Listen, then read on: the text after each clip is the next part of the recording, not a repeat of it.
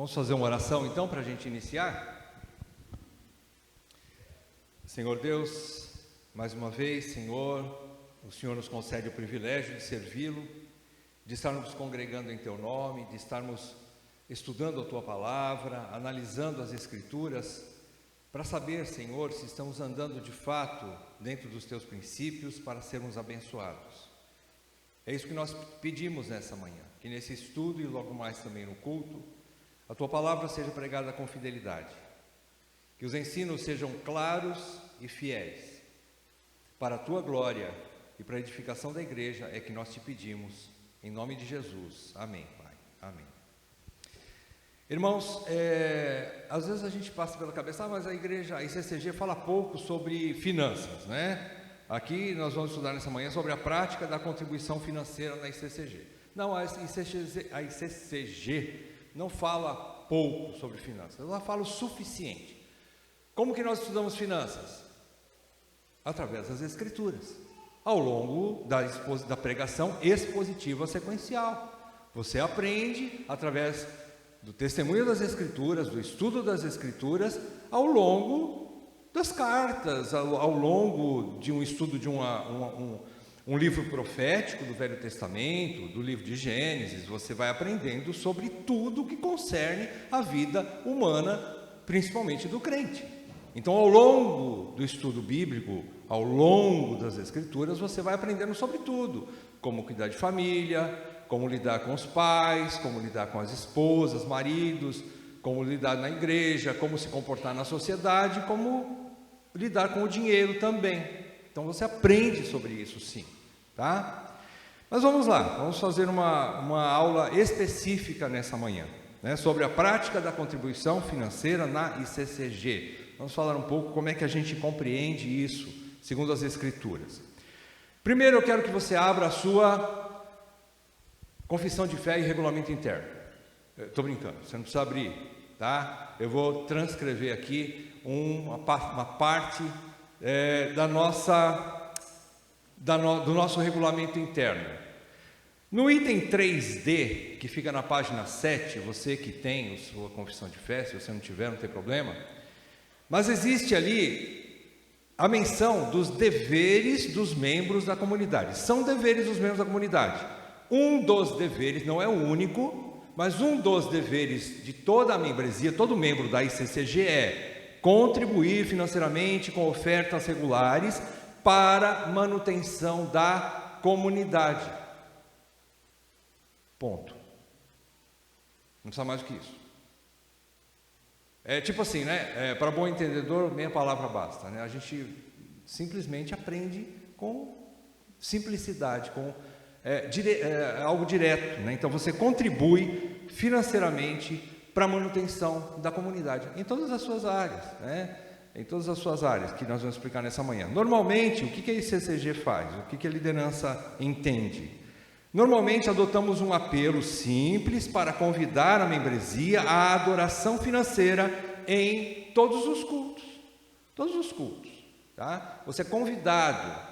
É a única forma? Não. Você pode fazer em casa, passar um Pix. Hoje tem o Pix, né? Você pode passar um Pix para a conta da igreja. Se você não tiver aí o registro, a chave do Pix, você pode pedir para os diáconos, né?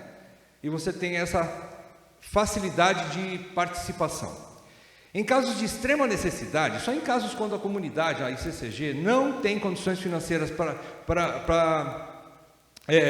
suprir uma necessidade da comunidade ou de algum membro, a liderança faz apelos. Isso, liderança, entenda-se diáconos, tá? Os diáconos são os nossos administradores financeiros, tá? Então os diáconos fazem apelos excepcionais em alguma reunião ou através do nosso grupo de WhatsApp. De alguma maneira você vai ficar sabendo se há uma necessidade financeira ou não, se houver necessidade. Se não houver, você não vai receber nenhum aviso, tá? Porque está correndo tudo bem, graças a Deus. Entendemos que não há um dia ou forma específicos, bem como valor ou porcentagem específicos. Você pode chamar a sua contribuição financeira de dízimo, de oferta, de primícias, pode dar o nome que você quiser. Mas não existe hoje de uma maneira, eu não diria nem legalista, mas engessada, de você calcular isso. Não existe, não, no Novo Testamento não é imposto isso, tá? De uma forma fechada e determinada como havia no Velho Testamento, tá? Bom, de onde vem a ideia então dos dízimos e ofertas? Ela começa antes da lei de Moisés. No Velho Testamento, as ofertas financeiras existiram até antes da lei de Moisés. Abra comigo sua Bíblia em Gênesis 14, 18 a 20. Você vai ver que Abraão já contribuiu com dízimos a Melquisedeque antes da lei de Moisés, antes do Êxodo, né? Melquisedeque, rei de Salém, trouxe pão e vinho, era o sacerdote do Deus Altíssimo. Abençoou ele a Abraão e disse: bendito seja Abraão pelo Deus Altíssimo, que possui os céus e a terra, e bendito seja o Deus Altíssimo, que entregou os teus adversários nas tuas mãos. E de tudo lhe deu Abrão o dízimo. Então, o dízimo já existe antes da lei. Também 28, 22, Gênesis 28, 22, aqui no caso de Jacó. Jacó, um grande comerciante, um grande negociador, ele chega em Deus, quando ele percebe que ele dormiu no lugar onde era a casa de Deus, ele percebe ali como se fosse a casa de Deus, ele entendeu, uma escada, ele sonhou que no meio da noite havia uma escada onde subiam e desciam anjos o tempo todo, né? E ele botou aquela pedra como travesseiro, ele achou que aquela pedra naquele lugar era uma espécie de casa de Deus. Então ele faz um pacto com Deus: se o Senhor me abençoar em tudo que eu fizer, o Senhor vai ser meu Deus. Se o Senhor me abençoar, olha, Jacó era terrível, né? Jacó, mente comercial, né? Se o Senhor me abençoar, eu te dou o dízimo, tá? Combinado, Deus? Foi assim que Jacó fez, olha lá. E a pedra que erigi, Jacó falando para Deus, né? E a pedra que erigi por coluna, eu estou no versículo 22, isso, por coluna será a casa de Deus, e de tudo quanto me concederes, certamente eu te darei o dízimo. Então o dízimo veio antes da lei, depois veio a lei, né? A lei apenas regulamentou os dízimos e as ofertas, tá? Registrou os dízimos e as ofertas. Para que eram destinados esses dízimos e ofertas depois da regulamentação, quando o povo de Israel já era um povo já regulamentado, né? Diante de Deus? Para que servia? Eram destinadas principalmente para o serviço sacerdotal e para o suprimento dos necessitados em Israel. Veja em Deuteronômio 15, 11, alguém leia bem alto para mim, bem alto mesmo, Deuteronômio 15, 11, o que é que diz aí? Moisés.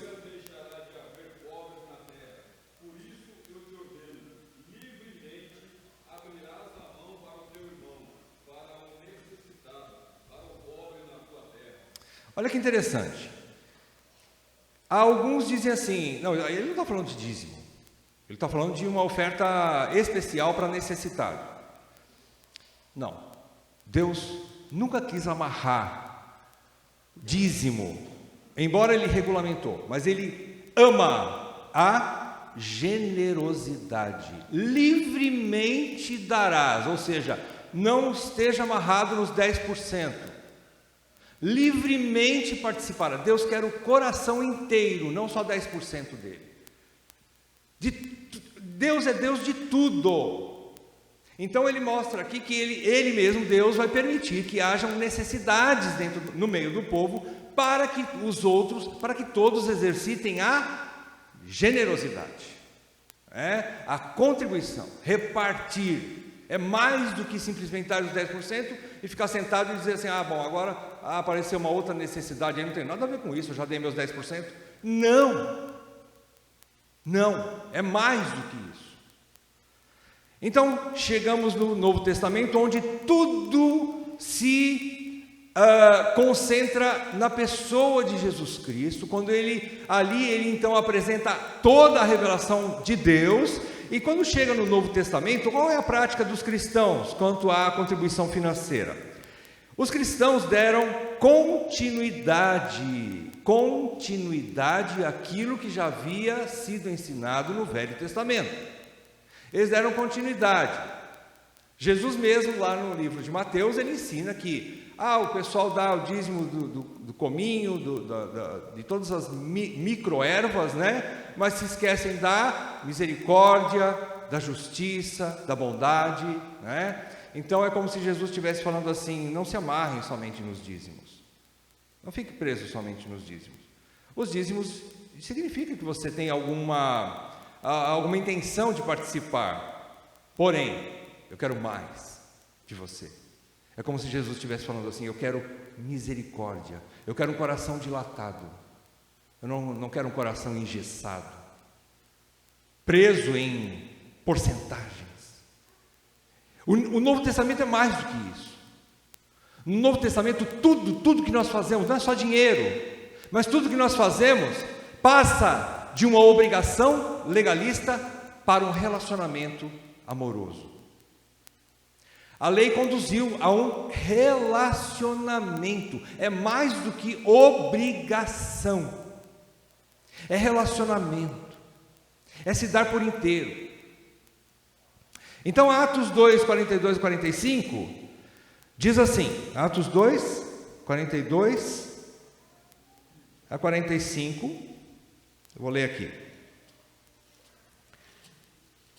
Atos 2, e perseveravam na doutrina dos apóstolos e na comunhão, no partir do pão e nas orações. Isso aqui é a igreja primitiva, já a primeira igreja em Jerusalém começou a praticar essa liberalidade, esse envolvimento, né?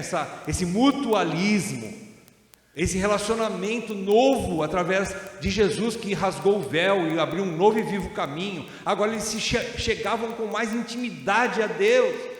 Jesus completou aquilo que havia sido prometido no Velho Testamento, e no Novo ele abre agora as portas para um relacionamento íntimo e mais chegado a Deus. Então a igreja entende isso. E o que eles fazem? Perseveravam na doutrina dos apóstolos, na comunhão, partir do pão, nas orações. Em cada alma havia temor, e muitos prodígios e sinais eram feitos por intermédio dos apóstolos. Presta atenção no 44. Todos os que creram estavam juntos e tinham tudo em comum. Presta atenção. A partir do Novo Testamento, eles já olhavam para as suas posses e já não diziam assim: isso é meu, esse carro é meu, essa casa é minha, essa carteira, cadê a carteira? Está lá. Essa carteira é minha. Não. Eles diziam: é nosso. Esse carro é nosso, essa casa é nossa, e esse dinheiro, apesar de estar no meu bolso, é nosso. É nosso, já não tinha mais somente meu. Lembram-se daquela parábola que Jesus conta do rico insensato? Quando ele diz que ele traz uma imensa colheita para os celeiros dele e diz para a alma dele, até a alma, né? Ele pensa que é dele. Minha alma, coitado, ele não sabe que a alma dele não é dele, é de Deus. Ele diz assim, ele diz para a alma dele: minha alma, regala-te, come, bebe, farte-se, né? Porque tem muita coisa no meu celeiro para muitos dias. Que meu celeiro o quê? É de Deus. A alma não é dele, é de Deus. O celeiro não é dele, é de Deus. As riquezas não são dele, são de Deus. E então Deus diz para ele: você é louco. Amanhã te pedirão a tua alma, né? Deus dá uma chance para ele. Pedirão a tua alma. Eu vou te emprestar, tá bom? A minha alma que eu te dei, para você chamar de tua, só por um momento. Mas eu vou te pedir ela. E o que você tem, para quem será? Então, nada é exclusivamente seu, nosso, no Novo Testamento, né? No Velho também deveria ser assim. Atos 4, 32 e 35. Vamos correr? São muitos textos. Ele diz assim, Atos 4, 32 a 35, da multidão dos que creram, olha a igreja primitiva de novo na prática da liberalidade e da generosidade, né? Da multidão dos que creram era o coração e a alma, quer dizer, ninguém considerava exclusivamente sua nenhuma das coisas que possuía, tudo porém lhes era comum, de todos, né? 33. Com grande poder os apóstolos davam testemunho da ressurreição do Senhor Jesus, e em todos eles havia abundante graça, pois nenhum necessitado havia entre eles, porquanto os que possuíam terras ou casas, vendendo-as, traziam os valores correspondentes e depositavam aos pés dos apóstolos. Então se distribuía a qualquer um à medida que alguém tinha necessidade. Pareceu necessidade, eles não tinham problema nenhum. Vou vender o que eu tenho, vou ajudar meu irmão. Eles tinham liberalidade. Depois você vê o exemplo na sequência, você vê o exemplo de Barnabé. Barnabé deu exemplo, o primeiro exemplo positivo de generosidade é Barnabé, lá no livro de Atos. Ele vendeu uma propriedade que ele tinha, ele não precisava, porque ele era levita, praticamente um diácono, né? Ele não precisava vender, porque aquilo que era do levita pertencia a Deus, então era dele exclusivamente, mas ele vendeu, abriu mão para benefício dos seus irmãos pobres, necessitados. Barnabé fez isso. E na sequência, depois de Barnabé, você vê que Deus também trata com um casalzinho que não soube lidar com as finanças dele, chamado Ananias e Safira. Então as finanças têm importância para Deus, não tem? Se Deus matou Ananias e Safira porque eles mentiram para o Espírito Santo, dizendo que eles queriam fazer bonito, né? Eles queriam dizer assim: nós vamos vender nossa casa por 100. Vamos dizer que nós vendemos por 50 só, e a gente dá 50 e fica bonito na foto lá na igreja, tá? Mas os outros 50 a gente guarda para o nosso investimento. Beleza? Beleza, concordaram. O que aconteceu com eles? Deus matou. Não precisa mentir. Pedro fala assim: se é teu, você não tem a obrigação de ficar amarrado nisso. Guarda para você, você não quer dar, não dá, mas não minta para o Espírito Santo. Você quer fazer bonito? Seja fiel. Pode falar, Rodrigo.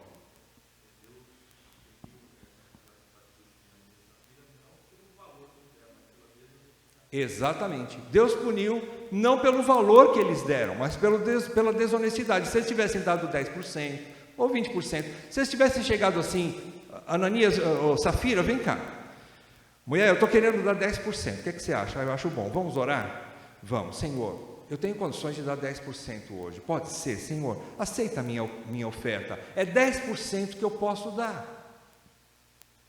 Deus ia receber, não estavam mentindo para o Espírito Santo, ia ficar tudo bem, entre eles e Deus, ia ficar tudo bem, não é porque eles deram menos do que devia, não é questão de quantidade, como disse o Rodrigo, questão do coração, não é? Também eram destinadas no Novo Testamento, para que causas essas contribuições financeiras? Para os pobres e necessitados, como nós já vimos aí em Atos 2, em Atos 4, e para os oficiais de tempo integral. Abra comigo em 1 Coríntios 9. 1 Coríntios 9, Paulo dá uma bronca, né, nos coríntios. Lá no capítulo 9 de 1 Coríntios, ele diz assim: não sou eu porventura livre? Não sou apóstolo? Não vi Jesus nosso Senhor? Acaso não sois fruto do meu trabalho no Senhor? Se não sou apóstolo para outrem, certamente eu o sou para vós outros, porque vós sois o selo do meu apostolado do Senhor. A minha defesa perante os que me interpelam é esta: não temos o direito, presta atenção na palavra que Paulo usa aqui, não temos o direito de comer e beber? E também o de fazer-nos acompanhar de uma mulher irmã, como fazem os demais apóstolos e os irmãos do Senhor, e Pedro, ou Cefas, né? Ou somente eu e Barnabé não temos direito de deixar de trabalhar? Até o versículo 7. Quem jamais vai à guerra à sua própria causa? Olha a pergunta. Quem planta a vinha e não come do seu fruto? Ou quem apacenta um rebanho e não se alimenta do leite do rebanho? Irmãos, a contribuição financeira, quando é colocada aos pés, lembra-se lá que nós lemos Atos 4, colocado aos pés dos apóstolos. Naquele momento eram os apóstolos que administravam, ainda não tinham os diáconos, depois vieram os diáconos, né, para administrar financeiramente o dinheiro da igreja. Quando é colocada nas mãos desses homens que vocês, igreja, confiaram e elegeram, fique tranquilo na administração do dinheiro.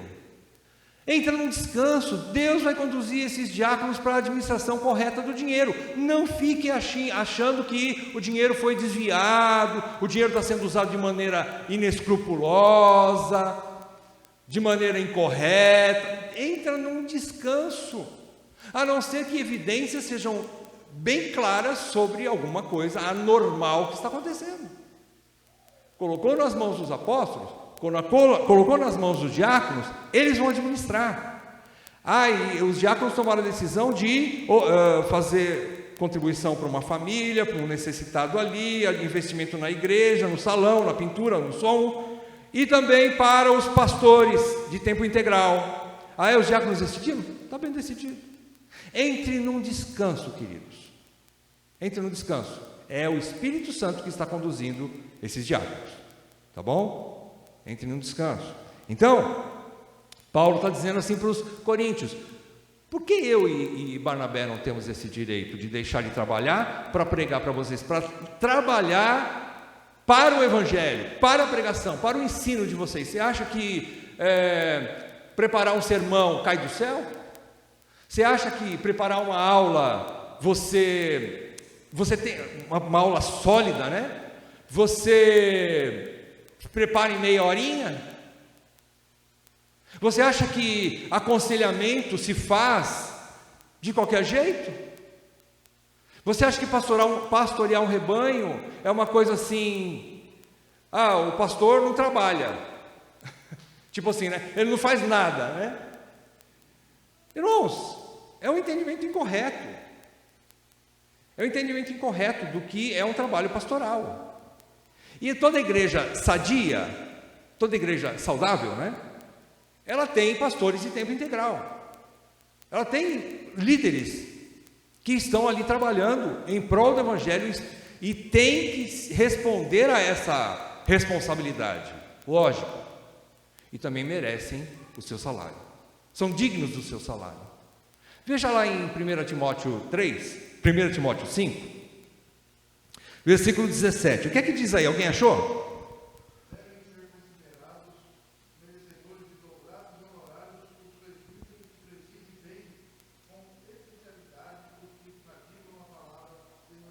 Então Paulo está ensinando o que para Timóteo? Olha, Timóteo, quando você estiver lá em Éfeso, pastoreando o rebanho de Éfeso, a igreja de Éfeso, ensine a igreja que é importante que tenham pastores de tempo integral, que tenham pastores que veja o dom, o chamado de cada um daqueles homens, e veja se há alguém lá que tem o chamado para o tempo integral, para trabalhar para a igreja no sentido de pregação, de ensino, de pastoreio por tempo integral. Se tiver, esses têm um chamado especial. Não é que os outros não são presbíteros, os que não têm tempo integral. Não, eles são a mesma coisa.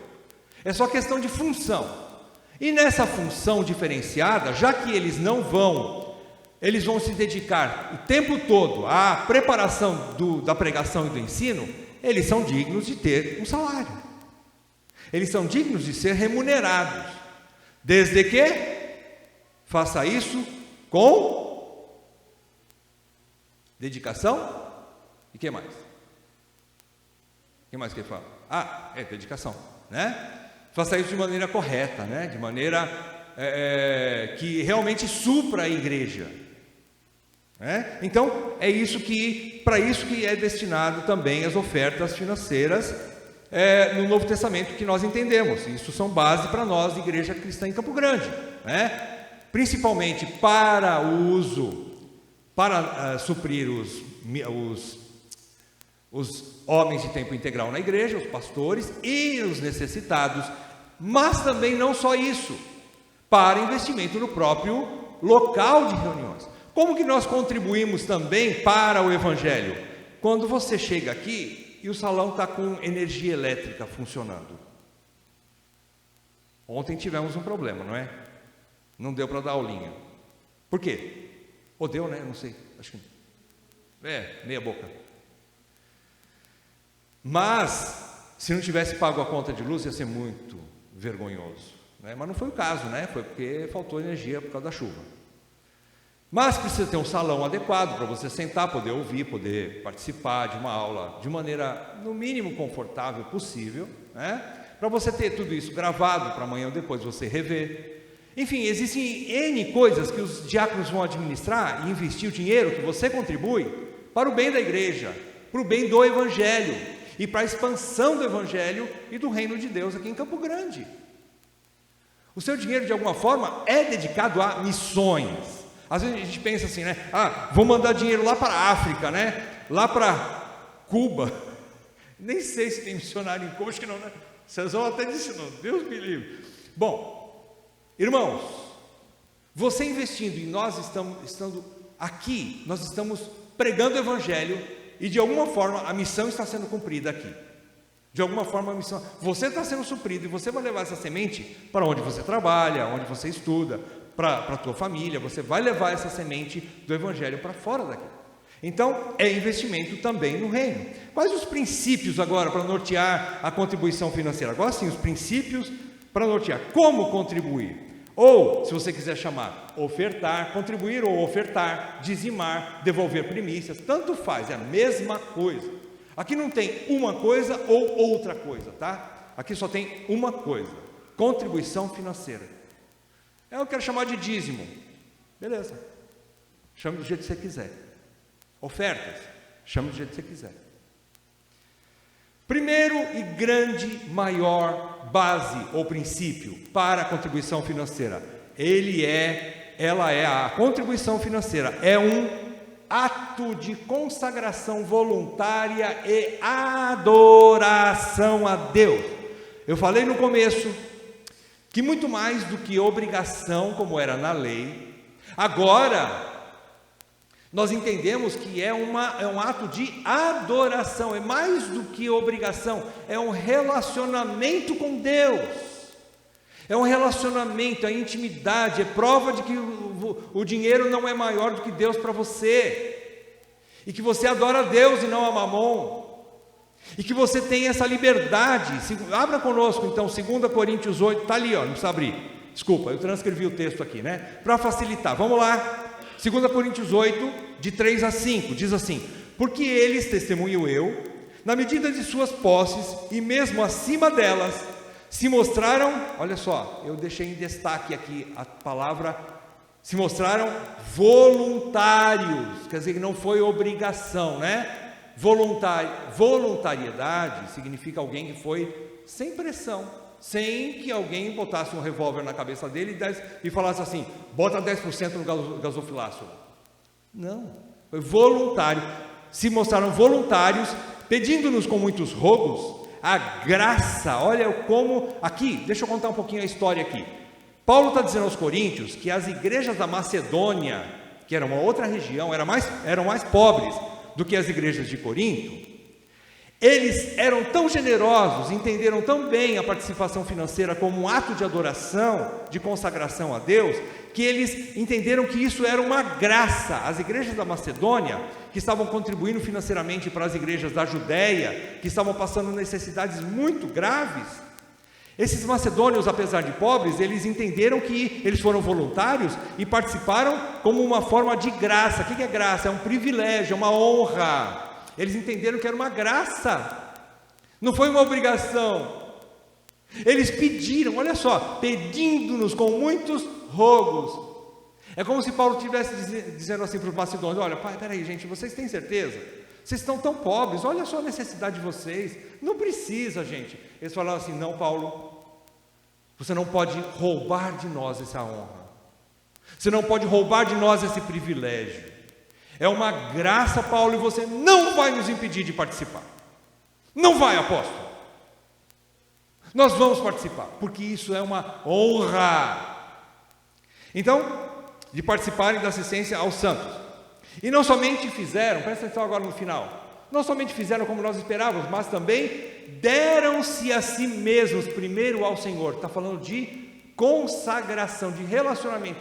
Eles entenderam que era uma graça e conseguiram dar voluntariamente as suas ofertas financeiras, porque eles primeiro estavam se relacionando com Deus.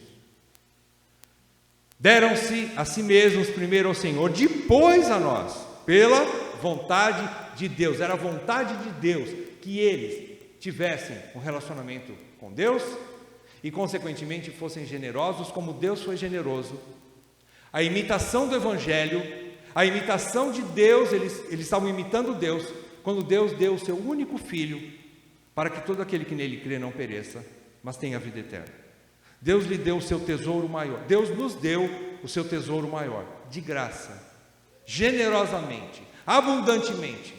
E aí nós imitamos Deus através do entendimento do Evangelho, quando eu contribuo financeiramente. É um testemunho de que eu entendi a graça, o amor de Deus por mim. Então eu sou voluntário, participo com liberalidade, porque eu me consagrei primeiramente ao Senhor.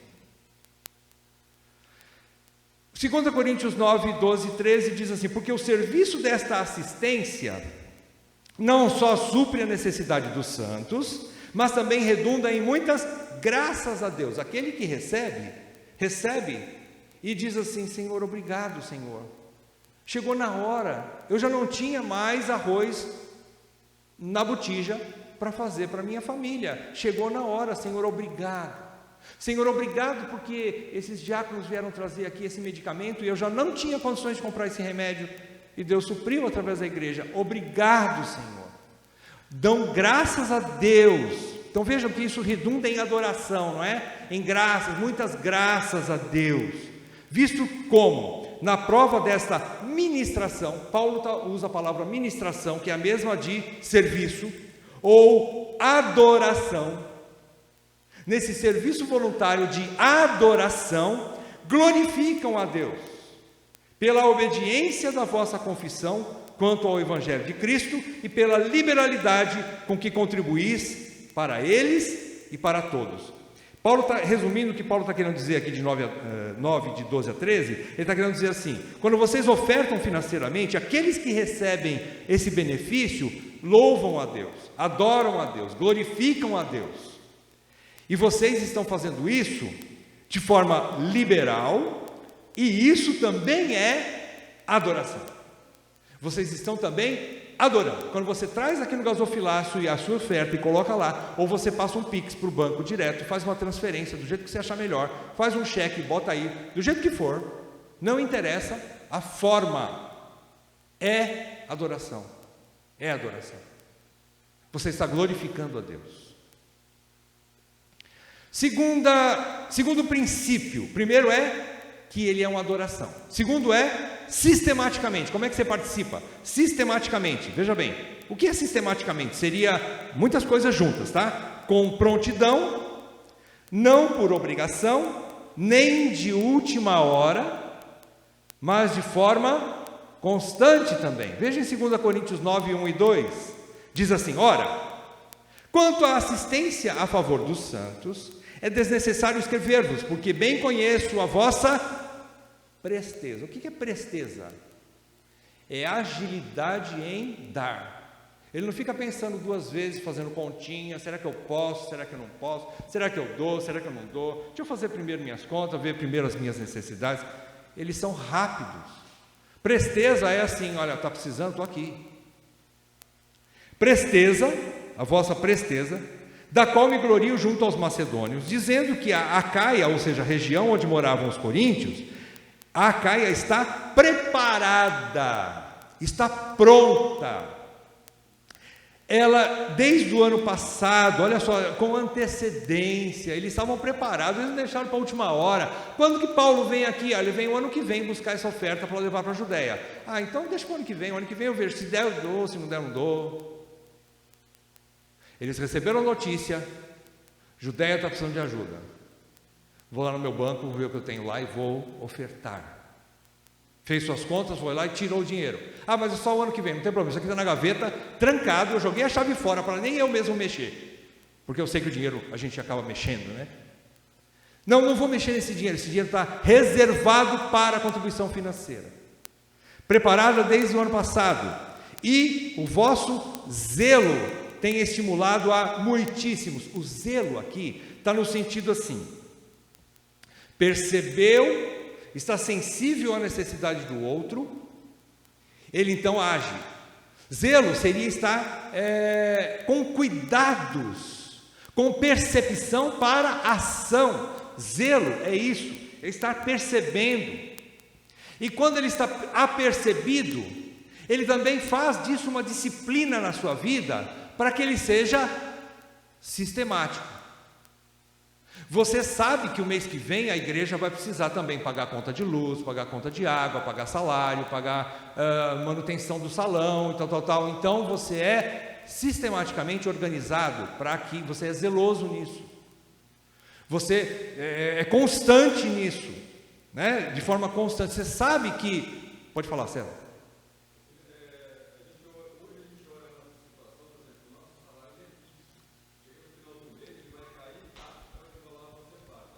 Sim.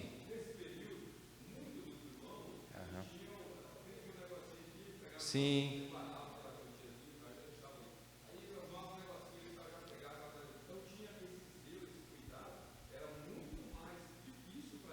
Uhum.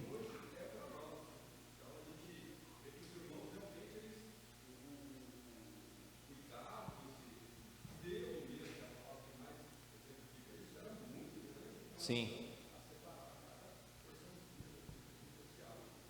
Exatamente, César. Por exemplo, como é que um comerciante, né, uma pessoa que trabalha com comércio, como é que ele separa o dízimo? Nós não temos uma fórmula certa. Primeiro ponto é, relaciona-se com Deus. Relaciona-se com Deus. Que você precisa ofertar, precisa. Agora, como é que você vai fazer isso? Igual o César falou.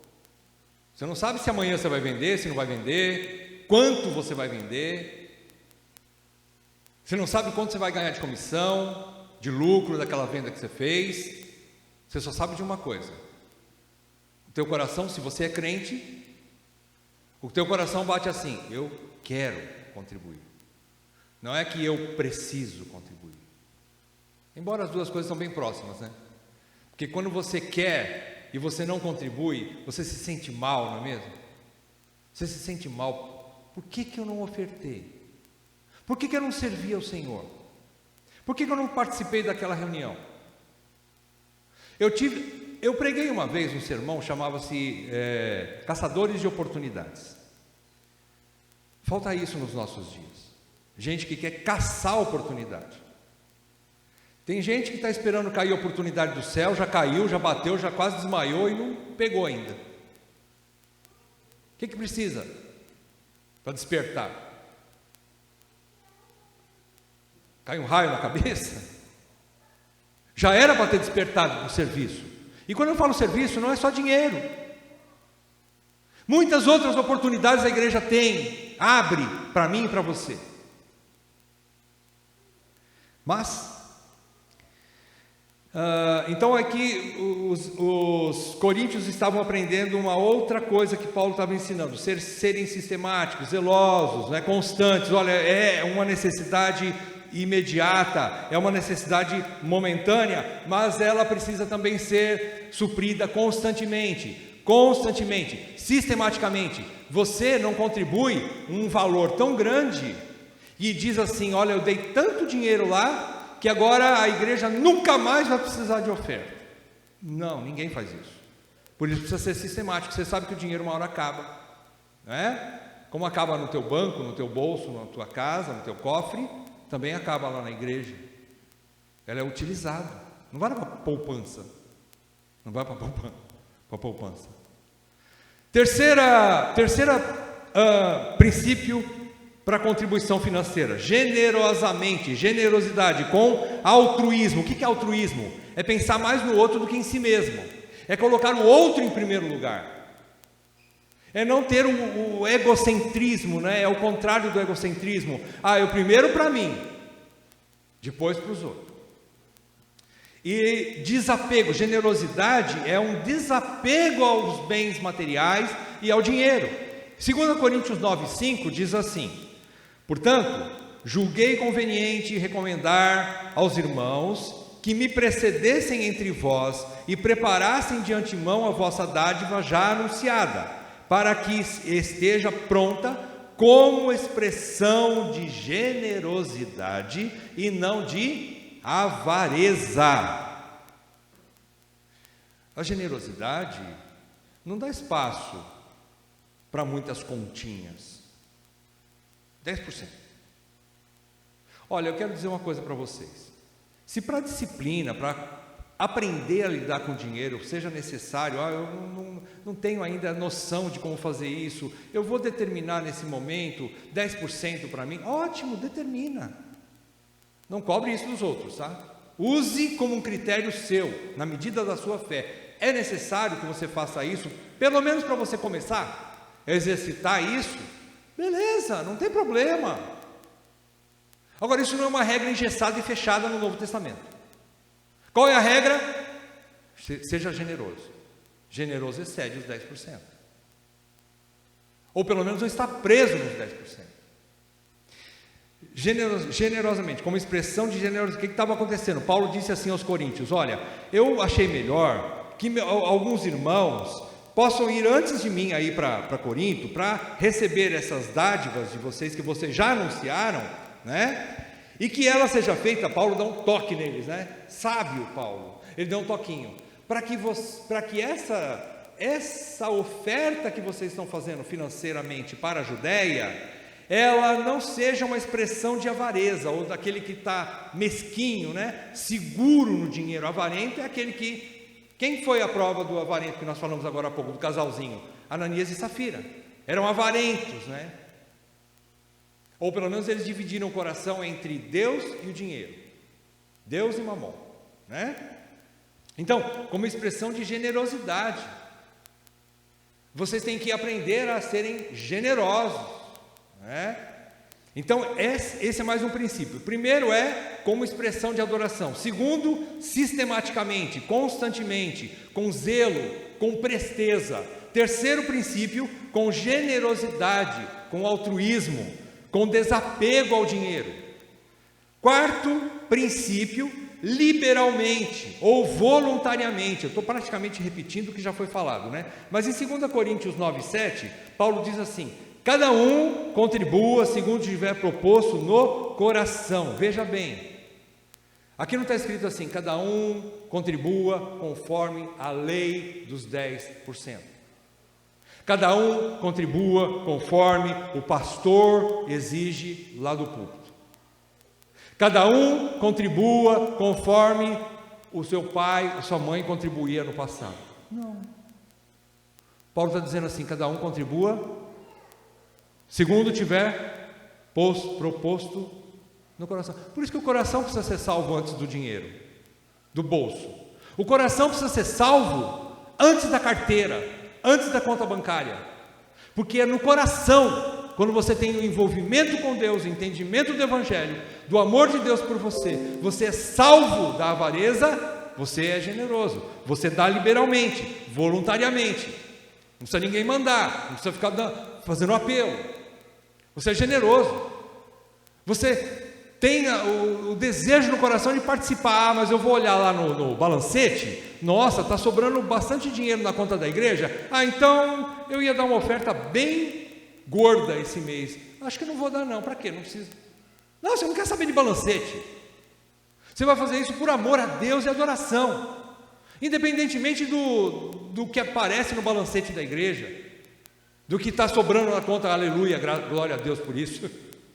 Está sobrando na conta da igreja, você não está preso nisso, você quer dar, porque isso te faz bem, porque isso é adoração, porque você ama o Senhor e os seus irmãos, e não importa o que os irmãos vão fazer com esse dinheiro, você quer dar, é voluntário, você propõe no coração, não com tristeza ou por necessidade. Paulo continua, né? Porque Deus ama a quem dá com alegria. Tudo que nós fazemos para o Senhor, seja até tocar violão aqui, tocar bateria, cantar, limpar a igreja, dar uma aula, ofertar financeiramente, se você não vem com alegria, se você vem emburrado, se você vem pressionado, eu preciso ir para marcar ponto, senão os presbíteros vão me pegar no pé, não venha, não dê, não faça. Se não for de coração, não faça. ok? Não quero ver mais Ananias e Safira caindo duro aqui no chão. Nunca aconteceu isso, espero que não aconteça. Mas é isso. Se o coração não estiver envolvido com o reino de Deus, você precisa pedir para Deus te salvar. Senhor, salva-me de mim mesmo, Senhor. Meu coração não é teu ainda, e muito menos dessa igreja. Eu não tenho envolvimento, eu não me agrado dessa turma aí. Olha a cara deles aí. Isso não me apetece a servir. Senhor, o problema não são eles, sou eu. Senhor, tira esse coração de pedra, me dê um coração de carne. Senhor, eu quero te servir, ainda que capenga, ainda que com necessidades, e do jeito que eu sou, mas eu quero te servir, voluntariamente e com alegria, liberalmente e de coração. Eu quero te servir. Por isso, Senhor, ganhe o meu coração. Essa é a nossa oração. Último princípio, proporcionalidade, o princípio da proporcionalidade. Ou seja, conforme as suas posses. 2 Coríntios 8, de 12 e 13, Paulo diz assim, porque se há boa vontade, né? Se há boa vontade, olha que legal. Se há boa vontade, se é de coração, se há boa vontade, será aceita essa oferta financeira, né? Será aceita conforme o que o homem tem, e não segundo o que ele não tem. Conforme o que ele tem, e não conforme segundo o que ele não tem. Porque não é para que os outros tenham alívio e vós sobrecarga, mas para que haja igualdade. Olha o equilíbrio das Escrituras. Você tem que ser generoso, mas você tem também que olhar a sua proporção, aquilo que é possível você fazer. Tipo assim, Paulo está falando assim, gente, não façam loucura, tá?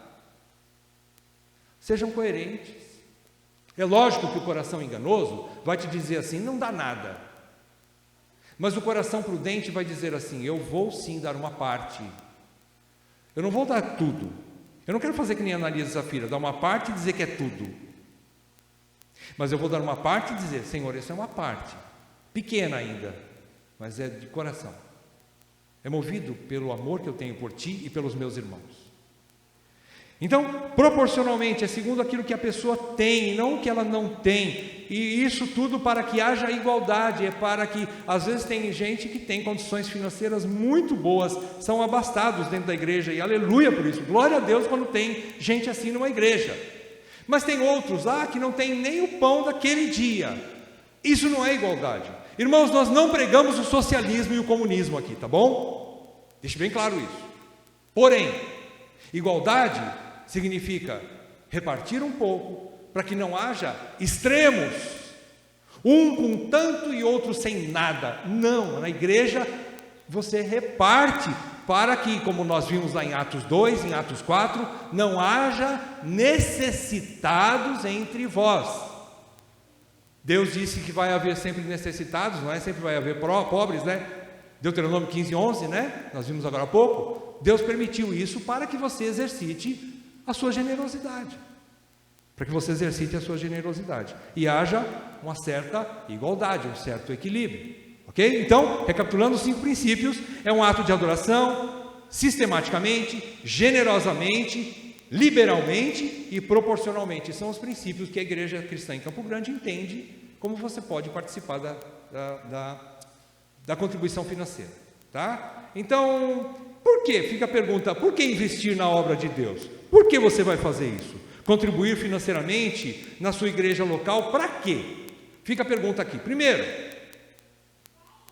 fixa isso no coração, como conclusão, porque é um ato de adoração a Deus e gera ações de graças. Primeiramente, é sim uma oferta espiritual de grande valor para Deus e o glorifica quando você participa financeiramente, ok? Segundo, porque é prova do amor mútuo entre irmãos e de desprendimento do dinheiro. Você consegue vencer a atração do dinheiro, você está desprendido do dinheiro, e você consegue considerar agora, com o coração transformado, você consegue colocar as pessoas acima das coisas.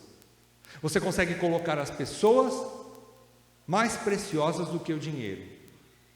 Os seus irmãos são mais importantes do que as suas finanças ou o seu dinheiro. Isso é obra divina. Só Deus pode fazer isso no nosso coração. Por que você participa também? Porque apresenta ao mundo o testemunho do Evangelho de Cristo e estimula a muitos, como diz Paulo. Quando você faz isso, as pessoas ficam assim, abismadas, porque o mundo é ao contrário. O mundo diz assim: quanto mais, melhor. Eu não reparto nada, o que é meu, o que é teu, cada um como é que é a lei da Ema, né? Cada um com os seus problemas. Ah, você está com dificuldade financeira, o problema é seu, o meu dinheiro está guardadinho, é meu. Não, no entendimento cristão é diferente. Você apresenta isso como um testemunho ao mundo, de que você entendeu o Evangelho, você entendeu que Deus fez uma oferta tão grandiosa a seu favor, que você diz: o que eu dou é pouco, mas eu quero fazer isso em imitação ao meu Deus, que foi tão generoso comigo. Então você apresenta o testemunho do Evangelho ao mundo, e você estimula outros. Quando você faz isso, outros irmãos dentro da igreja estão olhando para isso, e são motivados pelo teu exemplo, como a Macedônia foi exemplo para Corinto. Quarta e última conclusão: por que você oferta? Por que você investe na obra de Deus? Porque sustenta a missão de evangelização e o ensino das Escrituras na igreja local. Missão é muito bom, precisa ter, a gente entende isso, precisamos entender um pouco mais, mas preste bem atenção: se isso não começar em casa, é vão o que você faz para fora. Então nós estamos exercitando isso, não é? Contribuindo financeiramente, estruturando. Pensa bem, nós ainda não temos uma estrutura suficiente para nós aqui nesse salão. Vamos dizer a verdade. Está chegando uma hora que nós vamos ter que ampliar isso aqui. Chega momentos que às vezes o ar-condicionado não dá conta. Vocês percebem qual a dificuldade dos diáconos aqui correndo para lá e para cá para ver se liga tudo a tempo? Quanta coisa ainda precisa ser melhorada, gente. Talvez vai ter que ter mais cadeiras daqui a um tempo, se Deus assim permitir. Mais gente chegando para congregar, mais almas sendo salvas e batizadas em nome de Jesus, e isso vai ficar apertado. Então, precisamos de dinheiro, gente. As coisas não caem do céu. Compra cadeira, você não ganha. Antigamente a gente corria atrás de doações, né? Que erro! Que erro! Deus supre dentro da igreja as condições para você comprar. É isso que tem que ser feito. Com o meu e com o seu dinheiro que você contribui. Então precisa investir para isso. Isso também é sustento da evangelização e o do ensino na igreja local também. Eu quero que você leia comigo esse provérbio, esses dois versículos de Provérbios 3, versículo 9 e 10. Você pode ler comigo, bem alto. Ele diz assim, vamos lá? Honra ao Senhor com os teus bens e com as primícias de toda a tua renda, e se encherão fartamente os teus celeiros, e transbordarão de vinho os teus lagares. Isso é uma promessa, gente. Além de você ter o prazer de contribuir, você vai ser abençoado ainda. É uma promessa de Deus. É uma promessa de que aquele que é generoso, aquele que semeia pouco também colherá. Mas o que semeia com abundância ceifará. Não é isso que diz a palavra? Lá em Coríntios também fala sobre isso. Olha a frase de Paul Washer: Deus não precisa de nada vindo de você. Presta atenção, você não está fazendo um favor para Deus. Deus não precisa do teu dinheiro. Deus não precisa nem de você. Deus não precisa de nada vindo de você. Então, quando Deus, te chama para vir e servi-lo, não é para preencher uma necessidade aqui no caso de Deus, não. Ele está te oferecendo um privilégio. Guarde isso no seu coração. Participar financeiramente, ofertar financeiramente, generosamente, é um privilégio.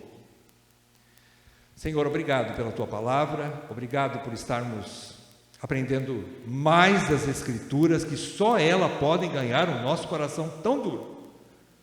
Ó Deus, quebra a nossa dura cerviz e ensina-nos o caminho da generosidade e o desprendimento do dinheiro, do apego ao dinheiro, Pai.